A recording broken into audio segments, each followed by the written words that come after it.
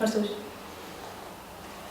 Oj, rad by ja dopowiedzieć. From the safety of a Polish integration centre, a choir, including Ukrainian refugees, practices on a Saturday night.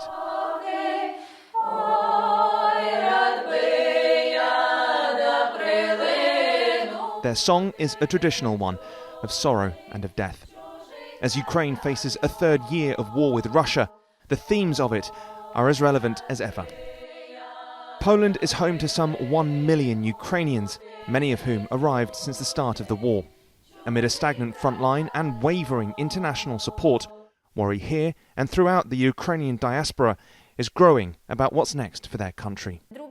Everyone wants it to be over as soon as possible. My cousin has been there since the start. There are many of my friends who I sang with in the choir. Now they are heads of units and some of them are gone. And it hurts. Of course it hurts. This sort of integration isn't unusual in Poland, a country which borders Ukraine and where people opened their homes to refugees from the war when it started in 2022. But in Poland, as elsewhere, attitudes towards Ukrainians aren't as sympathetic as they once were. Farmers at the border have been staging daily protests against Ukrainian grain imports.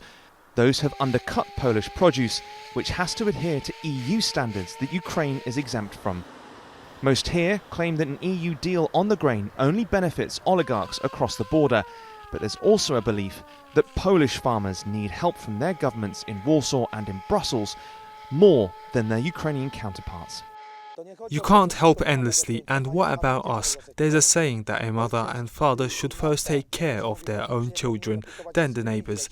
We have been deceived by our mother, our country, and our father, our government, who are helping foreign children and not us, Poland's farmers and citizens. The broader feeling across Poland is, however, one of fear. Experts on Ukrainian refugees, like Dr. Iwona Leonowicz-Bukala, say that support across the country might be waning, but most Poles still believe Ukraine is fighting a war, so they don't have to. We were very empathetic with Ukrainian refugees, women and children coming here. And so yes, I'm afraid, I'm worried about the future, what will happen.